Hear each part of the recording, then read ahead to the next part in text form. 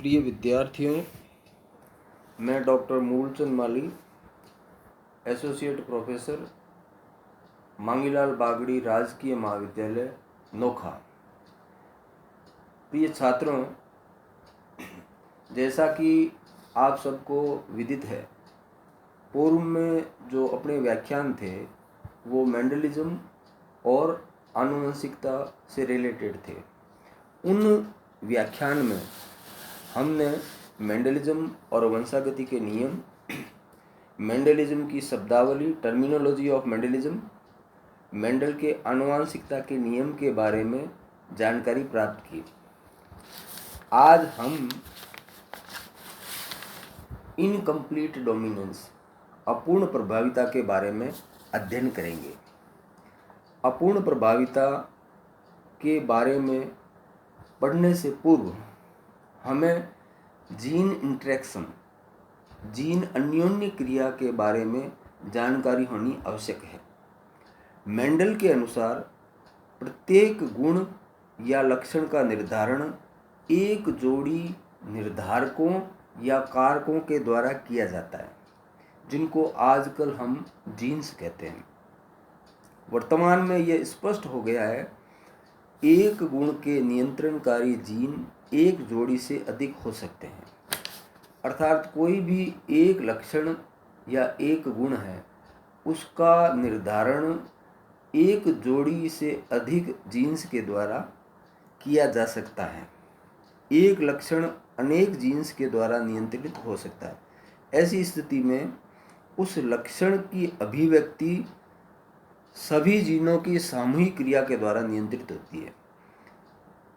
इसे gene interaction या gene अन्योन्य क्रिया कहते हैं। इसे फैक्टर हाइपोथेसिस भी कहते हैं। इस फैक्टर हाइपोथेसिस का प्रतिपादन बेनेट, बैटेसन एवं पुन्नेट नाम के वैज्ञानिकों ने किया था। यह जो जीन इंटरेक्शन है, यह दो प्रकार का हो सकता है, दो प्रकार का होता है। पहला जीन इंटरेक्शन है allelic gene interaction. Allelic gene interaction में जब अन्योन्य क्रिया एक जीन के दो एलील्स के बीच में सीमित रहती है, एक ही जीन है, एक ही लक्षण को नियंत्रित करने वाले जीन है, उसकी जो एलील है उनके बीच में जब ये इंटरेक्शन होता है, ये अन्योन्य क्रिया होती है, तो उसे एलीलिक जीन इंटरेक्शन कहते हैं। इस एलीलिक जीन इंटरेक्शन का एग्जाम्पल है codominance, incomplete dominance and lethal gene, अपूर्ण प्रभाविता, स्वप्रभाविता और घातक जीन्स।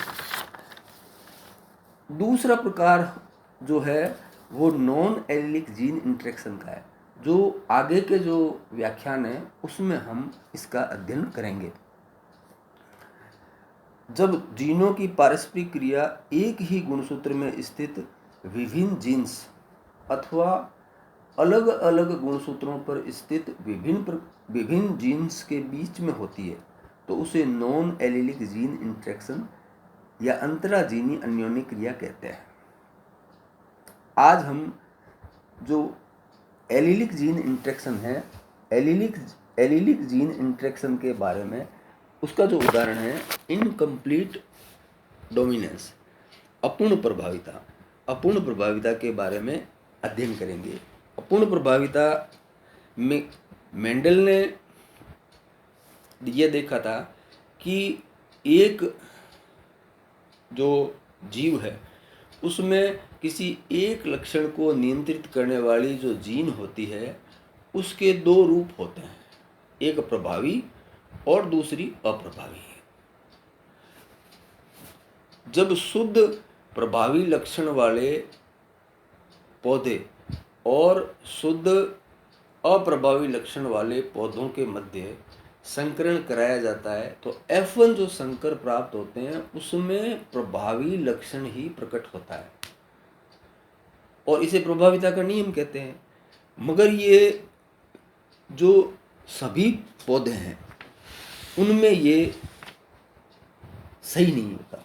कुछ जो इसके एग्जाम्पल है, जैसे मीराबिलिस जलापा है, मिराबिलिस जलापा में जब शुद्ध लाल पुष्प वाले पादपों का शुद्ध सफ़ेद पुष्प वाले पादपों से संकरण कराया जाता है, तो F1PD में जो पौधे होते हैं उन सभी पौधों के पुष्पों का रंग गुलाबी होता है।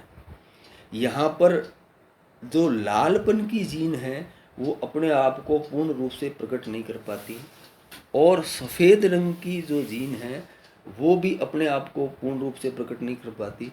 दोनों जीन्स है वो अपना अधूरा अधूरा प्रभाव सामूहिक रूप से प्रकट करती है।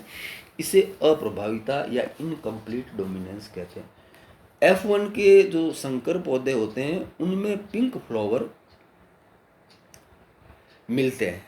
जब इन F1 के संकर के मध्य सेल्फिंग कराई जाती है, स्वपरागण कराया जाता है, तो स्वपरागण कराने पर जो F2PD है उसका फिनोटाइप 3:1 प्राप्त नहीं होता। जो फिनोटाइप है उसमें एक पौधा लाल पुष्प वाला, 2 पौधे गुलाबी पुष्प वाले और एक पौधा सफ़ेद पुष्प वाला, यानी जो फिनोटाइप है वो 1:2:1 प्राप्त होता है। और जीनोटाइप भी यही होता है। अर्थात अपन कह सकते हैं कि मिराबिलिस जलापा 4 o'clock प्लांट गुल अब्बास, इस पौधे में जो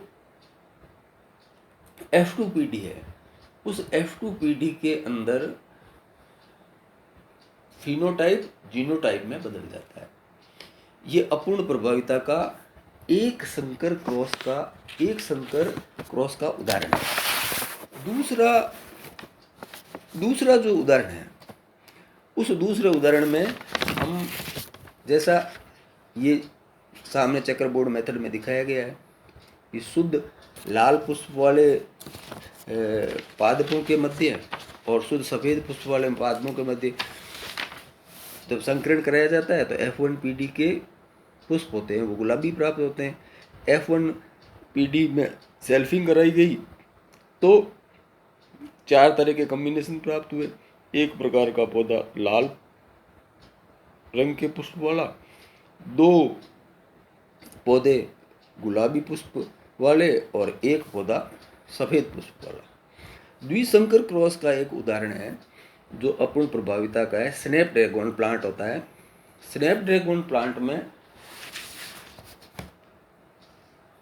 जो पत्तियां होती है, एक प्रकार के पौधे में चौड़ी पत्तियां पाई जाती है और दूसरे प्रकार के उसका जो एलील है वो संकरी पत्ती होती है। पुष्प का रंग एक प्रकार के पौधे में लाल रंग का होता है और दूसरे में सफ़ेद रंग का होता है। जब स्नैपड्रैगन के 2 पौधे जिसमें ब्रॉड लीव्स, रेड फ्लावर, चौड़ी पत्ती और लाल पुष्प, कैपिटल बी, कैपिटल आर, और जो अप्रभावी गुण वाले हैं स्मॉल बी, स्मॉल आर, यानी नैरो लीव्स, वाइट फ्लावर, संकड़ी पत्ती और सफ़ेद पुष्प, इनके मध्य जब संकरण कराया जाता है तो F1PD प्राप्त होती है। उसमें capital B, capital R, small R, intermediate leaves और पिंक फ्लावर प्राप्त होते हैं। गुलाबी रंग के पुष्प और मध्य चौड़ाई की पत्ती प्राप्त होती है। चेकरबोर्ड मेथड में जब F1PD में सेल्फिंग कराई जाती है, F1PD में जब सेल्फिंग होती है तो जो F2PD का जीनोटाइप प्राप्त होता है वो 1:2:1, 2:4:2, 1:2:1, अर्थात एक पौधा ब्रॉड लीव्स, रेड फ्लावर, 2 पौधे ब्रॉड लीव्स, पिंक फ्लावर, एक पौधा ब्रॉड लीव्स, वाइट फ्लावर, 2 पौधे इंटरमीडिएट लीव्स, रेड फ्लावर, 4 पौधे इंटरमीडिएट लीव्स पिंक फ्लावर, 2 पौधे इंटरमीडिएट लीव्स वाइट फ्लावर, 1 पौधा नैरो लीव्स रेड फ्लावर, 2 पौधे नैरो लीव्स पिंक फ्लावर और 1 पौधा नैरो लीव्स वाइट फ्लावर। इस प्रकार जो फिनोटाइप प्राप्त होता है द्विसंकर क्रॉस में स्नैपड्रैगन पादप में, वो 1:2:1, 2:4:2, 1:2:1 यही फिनोटाइप होता है और यही जीनोटाइप होता है। इस प्रकार अपूर्ण प्रभाविता जो एक प्रकार की एलीलिक जीन इंटरेक्शन का उदाहरण है, एलीलिक जीन इंटरेक्शन का उदाहरण है, यानी एक ही लक्षण को नियंत्रित करने वाली दो जो एलील है उसकी अलग अलग रूप, जीन की जो रूप है वो आपस में एक दूसरे के प्रभाव को पूर्ण रूप से प्रकट नहीं होने देती, सामूहिक रूप से दोनों का प्रभाव अपने को दिखाई देता है। ऐसी स्थिति में F2PD चाहे मोनोहाइब्रिड क्रॉस हो चाहे डाइहाइब्रिड क्रॉस हो, F2PD का जो फिनोटाइप है वो जीनोटाइप में बदल जाता है। आज का जो व्याख्यान है, आज इतना ही। जय हिंद, जय भारत। अब आगे का जो लीथल जीन और मेंडलिज्म से रिलेटेड अन्य जो टॉपिक है उसका हम अगले व्याख्यान में अध्ययन करेंगे।